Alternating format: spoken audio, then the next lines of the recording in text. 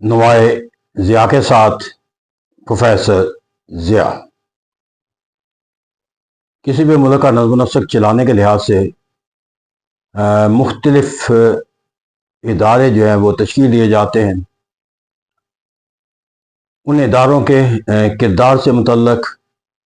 جو ہمیں تصورات ہیں وہ مختلف نظر آتے ہیں. مثال کے طور پر اگر کسی ملک کے اندر اتھارٹیرین سسٹم ہے، یعنی کہ وہ بادشاہت ہے، آمریت کا کوئی تصور ہے، تو وہاں پر جو ہے ملک کا نظم و نسق چلانے کے لحاظ سے جو ادارے ہیں ان کے جو کردار ہے وہ ایک فرد کی سوچ اور فکر کی اطاعت کا دوسرا نام قرار دیا جاتا ہے. تو اس طرح جہاں پر ڈکٹیٹر نظام ہوتا ہے وہاں پر ریاست کے نظم و نسق کے لحاظ سے جو بھی ادارے تشکیل دے دیے جائے ان کے کردار کے اوپر کوئی دوسرا سوال نہیں اٹھایا جاتا، بلکہ یہی کہا جاتا ہے کہ the one man has the power to decide what to do and what not to do. اسے کہا جاتا ہے کہ جو ایک آمرانہ نظام ہے وہاں پر حکومت جو ہے وہ فرد واحد کی ہوتی ہے. جب حکومت فرد واحد کی کہہ دیتے ہیں لیکن قانون بنانا بھی اسی کا کام ہے، نافذ کرنا بھی اسی کا کام ہے، اور سزا اور جزا کا نظام قائم کرنا بھی اس کا کام ہے. تو جو ادارے ہوتے ہیں they are just to support or to enforce or to execute the will of the one person. پھر اگر ہم ایک دیکھ لیں دوسرا نظام جو ہے وہ ایک پلورلسٹک کانسیپٹ پایا جاتا ہے. اداروں سے متعلق جو بنیادی تصور یہ ہے کہ ریاست کے اندر جو ادارے کام کرتے ہیں وہ ادارے جو ہے وہ مختلف اغراض و مقاصد کے لیے تشکیل دیے جاتے ہیں، اور ریاست کے اغراض و مقاصد کو بہتر سے بہتر نشوونما بنانے کے لیے ضروری ہے کہ ہر ادارہ جو ہے that should be sovereign within its own sphere.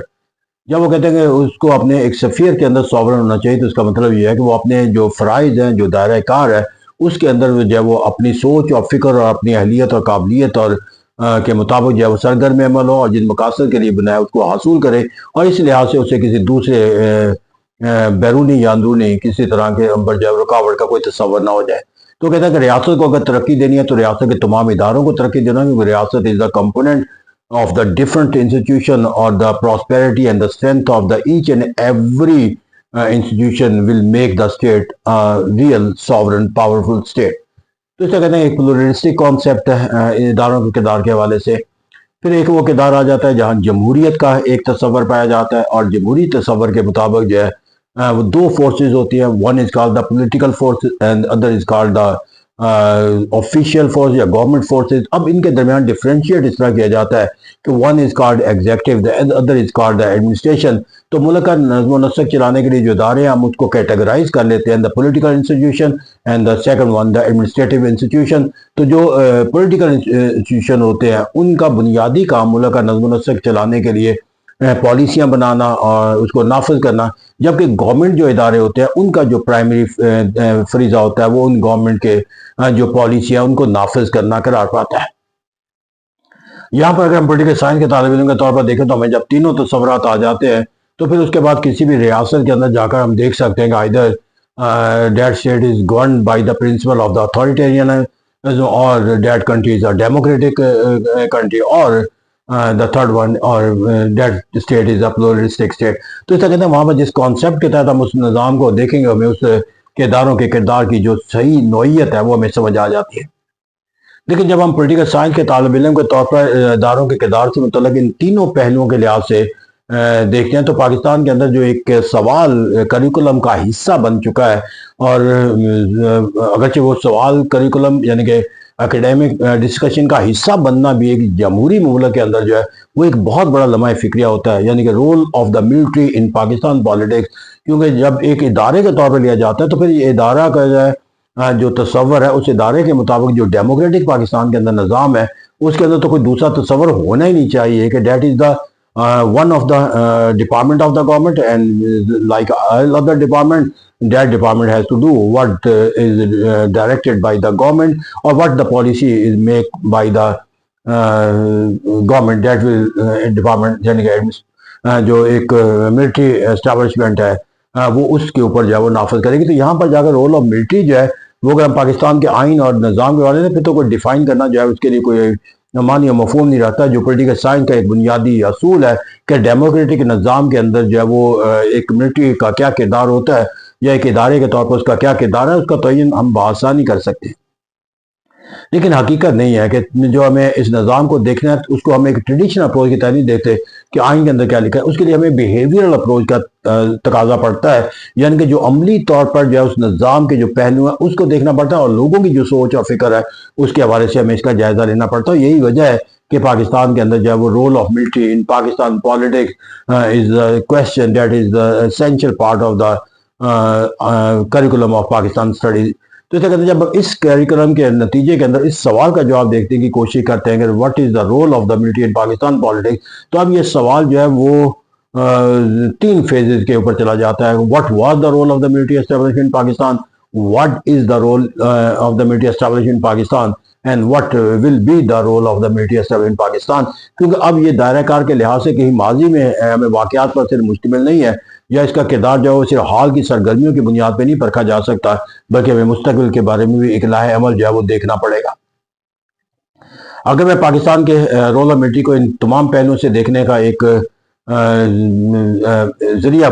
بناؤں پولیٹیکل سائنس کو، تو یہ کہا جا سکتا ہے کہ پولیٹیکل سائنس کے طالب علم کے لیے جو پاکستان کا انتہائی کمزور ڈیموکریٹک نظام تھا، یعنی کہ قیام پاکستان کے بعد، اس نظام کے اندر جو ہے وہ ملٹری کا جو ایک سیاست کے اندر جو کردار ہے وہ کوئی ایسے کردار کے اندر نظر نہیں آتا کہ جہاں پر سیاسی قوت کی سوچ اور فکر پہ ان کی سوچ اور فکر غالب ہے، یا انہوں نے اپنی سوچ اور فکر جو ہے وہ سیاسی نظام کے اندر جو ہے وہ مسلط کرنے کی بنیادی وجہ یہ ہے کہ جب پاکستان مارچ سے وجود میں آیا تو اسٹیبلشمنٹ ایز اے انسٹیٹیوشن جو ہے وہ کوئی اتنا طاقت اور معنی اور مفہوم نہیں رکھتا تھا کہ جس کے ذریعے وہ اپنی صلاحیت کی بنیاد پر، اپنی قابلیت کی بنیاد پر، یا اپنے تجربے کی بنیاد پر، یا اپنی سوچ اور فکر کی بنیاد پر جو ہے وہ کوئی ایک ایسا عمل اٹھا سکتے کہ جس کے اندر ان کے جو ہے وہ مد مقابل قوتیں جو ہے وہ اس کو تسلیم کر لیں۔ تو اس اگر پاکستان کے کردار کے اندر وہ کوئی ایسا پہلو ملٹری اسٹیبلشمنٹ کا پایا نہیں جاتا تھا کہ جس کے نتیجے میں وہ کردار ادا کرنے کی طاقت کا مظاہرہ کر سکیں، یہی وجہ ہے کہ وہ کردار ادا کرنے سے قاصر تھی، اور پاکستان کا جو ابتدائی ایرا ہے وہ become the era of the bureaucracy. لیکن جب پھر ملٹری اسٹیبلشمنٹ کو وقت گزرنے کے ساتھ ساتھ تنظیم کا عمل مکمل ہو گیا، طاقت کا ایک تصور ان کے اندر آ گیا، اور پھر ان کے اپنے اندر جو ادارہ جاتی نظم و نسق کے حوالے سے انہیں تجربہ حاصل ہوا، اور اس طرح جو معلومات کے ساتھ ساتھ ان کی اپنی تربیت کے اندر جو ایک سوچ اور فکر پیدا ہوئی، وہ سوچ اور فکر نے پاکستان کے اندر ان کے کردار کو آغاز کیا۔ اور وہ سوچ اور فکر یہ تھی کہ وہ سب سے زیادہ جو ہے وہ ملک کے حالات و واقعات سے کا ادراک رکھتے ہیں، ملک کے حالات و واقعات کا جو مسائل ہیں ان کو حل کرنے کی بہترین سوچ اور فکر ان کے پاس ہے، جو ملک کو چلانے کا جو تجربہ ایڈمنسٹریٹیولی چاہیے سب سے بہترین تجربہ ان کے پاس ہے، کیونکہ پاکستان میں کوئی دوسرا بڑا ادارہ اتنا بڑا نہیں ہے جتنی ملٹری اسٹیبلشمنٹ ہے۔ اگر وہ اس ادارے کو چلا سکتے ہیں تو why not the Pakistan itself. تو اس طرح یہ ویسے، اور پھر سیاستدانوں کی اپنی کوتاہیاں، خامیاں، کمزوریاں، ملک کا سیاسی عدم استحکام کا شکار ہو جانا، سیاسی جماعتوں کی ٹوٹ پھوٹ، اور سیاستدانوں کا جو ہے وہ ڈیلیور نہ کر دینا، وہ تمام پہلو تھے جن کا ایک طرف نے اپنی طاقت کے اندر جو ہے وہ احساس پیدا ہوا، اور دوسری طرف جو مخالف قوت تھی یعنی کہ سیاستدان، ان سے متعلق ان کی سوچ اور فکر جو ہے وہ ایک ایسے قوت کے طور پر لی گئی جس سے اپنی طاقت اور صلاحیت کسی بھی لحاظ سے ملک کا نظم و نسق چلانے کا حق جو ہے وہ حاصل نہیں ہونا چاہیے۔ تو یہ وہ تصور تھا جس کے نتیجے کے اندر وہ براہ راست انہوں نے اقتدار کیا، جن میں نظر آتا ہے ہمیں ابتدائی ایوب خان کا ارادہ نظر آتا ہے، یحییٰ خان کا نظر آتا ہے، پھر سے جنرل ضیاء اللہ کا ارادہ نظر آتا ہے، مشرف کا نظر۔ تو جب یہ ارادہ ہے تو پھر ہمیں role of military in Pakistan politics کے لحاظ سے کسی انالیسس کی ضرورت نہیں پڑتی، کیونکہ اس لیے کہ جب ایک اتھارٹیرین نظام آ جاتا ہے، the role by the one مین کا کانسیپٹ قائم ہو جاتا ہے، تو پھر سوال نہیں پیدا کہ ان کا سیاست کے اندر کیا کردار ہے یا کیا کردار نہیں۔ ہاں البتہ وہاں جا کر جو ان کا ہمیں کردار نظر آتا ہے، بالواسطہ طور پر نظر آتا ہے، وہ یہ ہے کہ انہوں نے وقت گزرنے کے ساتھ ساتھ اپنے ملٹری کردار کو جو ہے وہ ایک سیاسی نظام کی شکل دینے کی جب کوشش کی، تو وہاں جا کر ان کا سیاسی کردار شروع ہو جاتا ہے۔ تو اس طرح ملٹری جب ون مین شو تھا تو وہ اپنے تمام سوچ اور فکر کے تحت ملک کا نظم و نسق چلانے کے اختیار کو استعمال کرتے تھے، لیکن چونکہ یہ ارادہ جو ہے وہ انہوں نے قائم کرنے کے بعد اس کو ڈیموکریٹائز بھی کیا وقت گزرنے کے ساتھ، جب وہ ڈیموکریٹائز ہو گیا تو پھر ملٹری کا جو کردار ہے وہ سیاست کے اندر ایک نئی جوش سے آیا کہ جہاں پر جو آج تک پھر وہ نشوونما پاتا چلا گیا۔ اور وہ سوچ اور فکر یہ تھی کہ سیاستدانوں کا جو صلاحیت و اہلیت نہیں ہے کہ ملک کا نظم و نسق چلا سکے، لہٰذا جو ہے وہ اب انہیں جو ہے وہ ایسے سیاستدانوں کو تشکیل دینا ہے اور ایسی سیاسی قوتوں کو یا سیاسی اداروں کو تشکیل دینا ہے کہ جو اہلیت کے لحاظ سے، صلاحیت کے لحاظ سے، کردار کے لحاظ سے جو ہے وہ ملک کا نظم و نسق سنبھالنے کے جو ہے وہ اہل قرار دیا جا سکے. تو یہ وہ سوچ اور فکر تھی جس کے اندر ہم کہتے ہیں کہ پھر انہوں نے نرسریز لگائی اور وہاں پر جو ہے وہ سیاستدانوں کے بیچ جو ہے وہ بوئے گئے, پھر نشو نما دی گئی, تناؤ درخت بنتے چلے گئے اور بالآخر انہوں نے ملک کا نظم و نسق جو ہے وہ اقتدار میں حاصل کیا. اس طرح جہاں پر ملٹری کے اندر سیاست کا کردار داخل ہو گیا ان کی اس سوچ اور فکر کے نتیجے کے اندر کہ سیاستدانوں کو ملک کا نظم و نسق چلانے کے لیے جو ہے ان کی اہلیت پیدا کرنے کے لیے, ان کی کارکردگی کو جانچنے پرکھنے کے لیے جو ملٹری کا جو ان کی تشکیل کے اندر, ان کے سرگرمیوں کے اندر جو ہے وہ دخل ہونا ناگزیر. یہی وجہ کہ انہوں نے پھر ایک کانٹ چھانٹ کا ببل کیا, جس پروڈا لگایا, ایبڈوک ایکٹ بنایا اور دیگر سرگرمیوں کے سیاستدانوں کے خلاف بیانیاں بنایا کہ کرپٹ ان کے خلاف اقدامات بھی اصلاح اور جزا کے قائم کیے گئے. تو اس طرح کہتے ہیں کہ یہاں پر جو ہے وہ ملٹری کا جو کردار ہے وہ ان دور کے اندر جو ہے وہ ایک نئے دور کے اندر داخل ہوا, جس کے اندر ہم یہ کہہ سکتے ہیں کہ that was the beginning of the role of the military in Pakistan politics, کہ جب انہوں نے اپنے مارشل لا دور کو ڈیموکریٹائز کرنے کا تصور اختیار کیا تو اس ڈیموکریٹائز تصور کے نتیجے کے اندر انہوں نے جو کردار حاصل کیا اس کے نتیجے کے اندر انہیں سیاست کے اندر کردار جب آپ آئین بنائے, 62 کا آئین بنایا گیا اپنی سوچ اور فکر کے مطابق, جب لوکل گورنمنٹ کا نظام کو بنایا گیا, ایوب خان نے یہ تمام اقدام کر کے سیاست کے اندر جو ہے وہ اسٹیبلشمنٹ کے کردار کو جو ہے مستحکم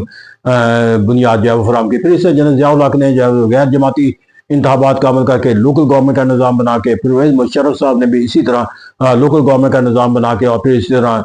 گریجویشن کی شرط لگا کے وہ یہ تمام اقدامات کیے گئے تاکہ سیاستدانوں کی کانٹ چھانٹ کی جائے, سیاسی جماعتوں کی کانٹ چھانٹ کی جائے اور ایک ایسا عمل کیا جو ان کے نزدیک یہ ہے کہ بیڈ ایلیمنٹ کو نکال باہر کیا جائے اور پیور ایلیمنٹ کو جو ہے وہ ساتھ ملا لیا جائے. اور یہ وہ کردار تھا جو انہوں نے سیاست کے اندر کردار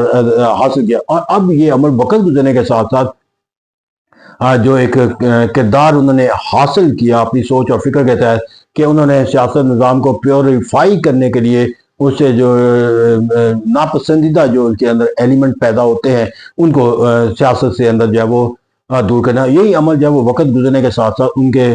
سیاسی جماعتوں کی تشکیل اور اسی سوچ اور فکر کے نتیجے کے اندر جو ہے پھر نئے تصورات نے جنم لیا, جس کو ہم ون پیج کا تصور کہتے ہیں. اب کہیں ہائبرڈ نظام کا نعرہ لگایا جاتا ہے. تو اس طرح جب یہ تصور آ گیا تو یہ اسی تصورات کی عکاسی کرتے ہیں کہ جہاں پر جو ہے وہ نہ صرف اسٹیبلشمنٹ کو یہ معنی و مفہوم جو ہے وہ اختیار کر لیا گیا کہ جب تک وہ سیاست کے اندر اپنے کردار کو یقینی نہیں بنائیں گے, یہ سیاستدان جو ہے وہ لوگوں کے یا ملک کا نظم و نسق چلانے کی اہلیت پیدا نہیں کر سکیں. وہاں سیاستدانوں کے اندر اسٹیبلشمنٹ کے اقدار کی وجہ سے اپنی نشو و نما کو ختم کرنا پڑا, اپنی سوچ اور فکر کے اندر جو انہیں تبدیلیاں لانا پڑی, اور پھر وقت گزرنے کے ساتھ ساتھ جو بڑے لیڈر تھے وہ چھوٹے ہوتے چلے گئے, جو سیاسی جماعتیں طاقتور ہوا کرتی وہ کمزور ہوتی چلی گئی. اور اس طرح سیاستدانوں نے بھی ایک تصور اختیار کر لیا کہ جب تک وہ امبریلے کے نیچے نہیں آئیں گے اس وقت تک حکومت کا جو ڈھانچہ ہے یا حکومت کے جو ثمرات ہیں وہ اس کے نیچے وہ اس کو حاصل نہیں کر پائیں گے. تو حکومت کو حاصل کرنے کے لیے it became the necessity in the thinking of the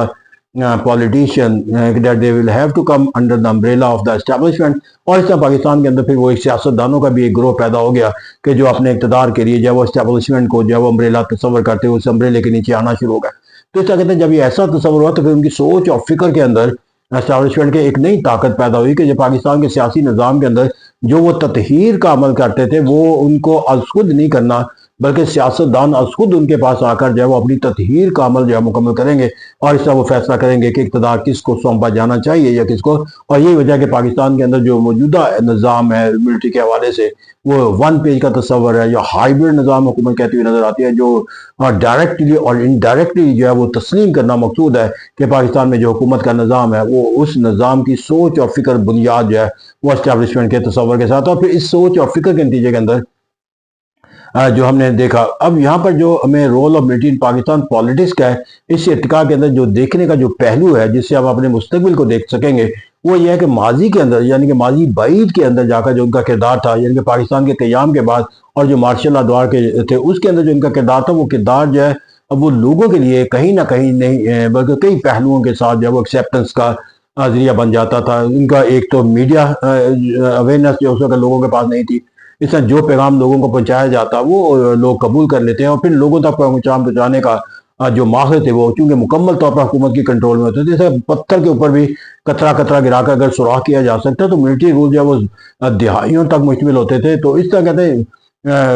10 سال 12 سال کا عرصہ پیریڈ وہ وقت ساتھ ساتھ پھر سیاستدانوں کو بھی ساتھ ملا لیتے تھے. اس طرح وہ سوچ اور فکر کے تحت جو ہے وہ لوگوں کو جو ہے وہ اپنی سوچ اور فکر کے ساتھ ہم نوا بنا لیتے ہیں، تو پھر سیاستدانوں کی کارکردگی کا نہ ہونا، ملک کے حالات و واقعات سے متعلق مایوسی کا ہونا انہیں یہ تصور دے دیتا تھا کہ ان کی اقتدار میں کامیابی کے لیے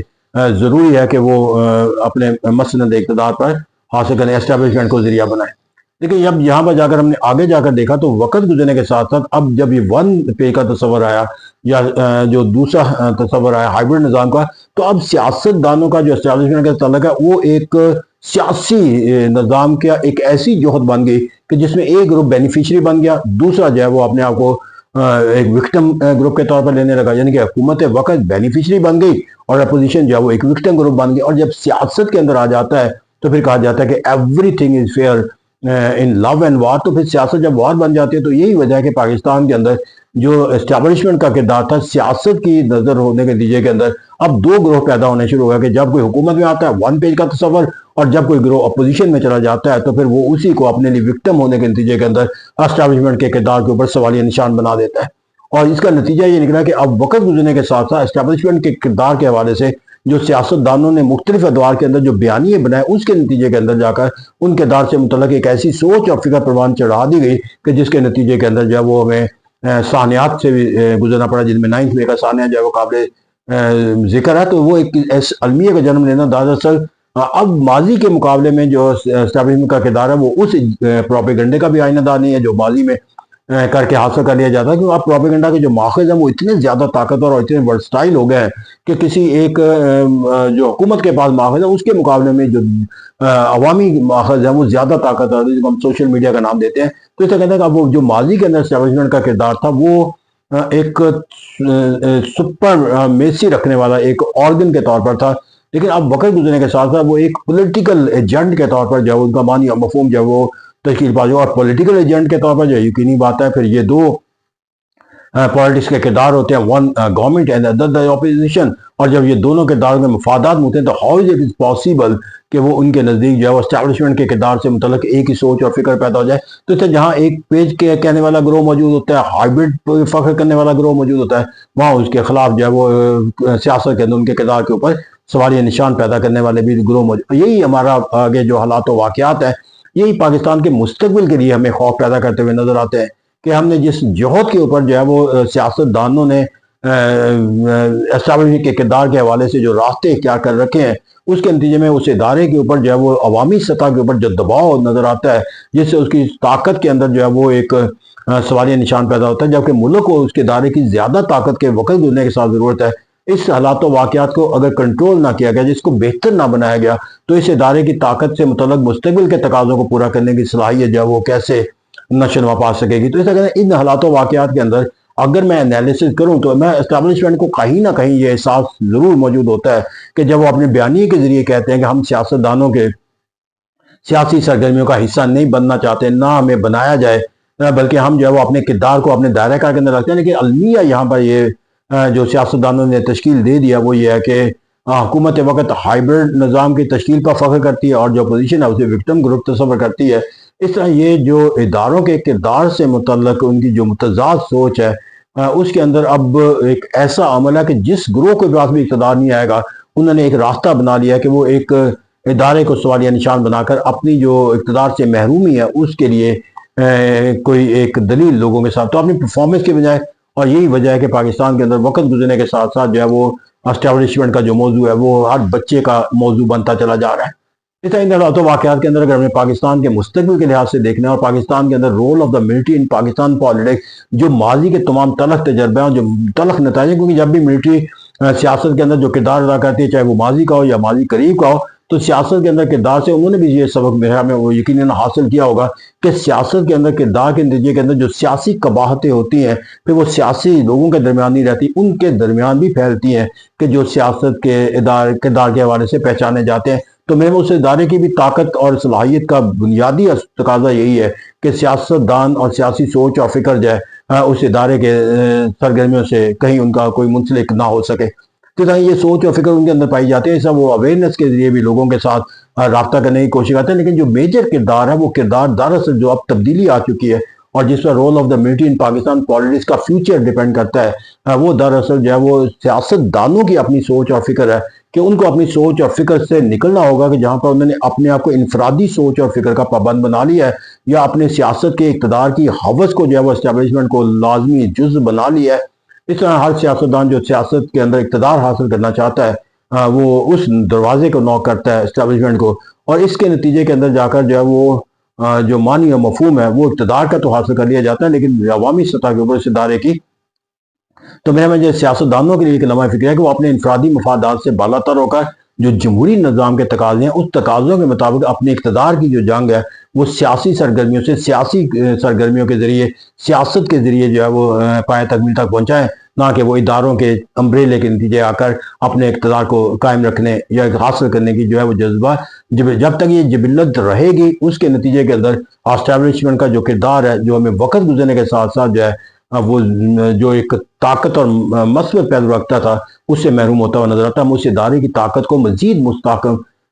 اس وقت تک نہیں بنا سکیں یا اس کی جو خامی ہے یا اس کے متعلق جو تصورات ہیں اس کو زیادہ مثبت اس وقت تک نہیں بنا سکیں گے جب سیاستدان جو ہے وہ اپنے آپ کو جو ہے وہ اسٹیبلشمنٹ کے کردار سے علیحدہ کر لیں گے۔ یہ بنیادی کردار جو ہے وہ سیاستدانوں کا، کیونکہ میرے نزدیک کہ where there is a vacuum that vacuum is filled، تو ویکیوم جو سیاست کے اندر ہے وہ سیاستدان پیدا کرتے ہیں اپنی سوچ اور فکر اور اقتدار کی وجہ۔ اگر وہ ویکیوم ہی نہ پیدا کریں اگر وہ ایگریڈ پرنسپل کے طور پر لے لیں کہ ہم نے جمہوری نظام کے تحت جمہوری طریقہ کار کے مطابق اقتدار کی جنگ کو لڑنا ہے، تو میرے ہمیں پھر اسٹیبلشمنٹ کے لیے کوئی زینہ نہیں بنے گا۔ جب وہ زینہ بنتے ہیں تو انہیں اس کا ایک سہارا جو ہے وہ چاہیے ہوتا ہے، کیونکہ اقتدار کی جب جنگ کے اندر دو مختلف قوتیں ہوں، ایک قوت آپ کے برخلاف پیکار ہو اور پھر دوسری قوت جو ہے وہ آپ کے ساتھ ہم نوا، تو ایک نیچرل فینومنا بن جاتا ہے کہ آپ ہم نوا نظام قائم کرنا چاہتے ہیں، مخالف قوت کا نظام جو ہے وہ ریاست کے اس ادارے کے لیے جو ہے وہ اپنے مفادات کے لحاظ سے جو ہے وہ کوئی مثبت معنی یا مفہوم نہیں رکھتا۔ تو اس طرح سیاستدان اگر اپنے آپ کو اس ادارے کے ساتھ اپنے منسلک کرنے کا سوچ اور فکر چھوڑ دیں گے تو میرے ہمیں وہ ادارہ از خود جو ہے وہ اپنی اس عمل سے کنارہ کش ہو جائے گا، جس کی وجہ سے اس کے ہم اس سوال کے پر بحث کرتے ہیں کہ what was the role of the military in Pakistan politics? What is the role in Pakistan politics? And what will be the role of the politics? Being the political science طالب علم، میں اس سوال کو جب بھی دیکھتا ہوں، جب بھی بچوں کے ساتھ اس کے اوپر کمیونیکیٹ کرتا ہوں تو بے آغاز جو ہے وہ ایک دکھ اور تکلیف سے ہوتا ہے، کیونکہ my desire is that question should never be in the part of the curriculum of Pakistan۔ اس لیے نہیں کہ وہ ہم اس کردار کے اوپر جو ہے وہ بحث نہ کریں، بلکہ اس بنیاد پر کہ یہ کردار ایسا ہونا ہی نہیں چاہیے۔ We should take the establishment as an institution, or we should believe that that institution will perform the function according to his own curriculum۔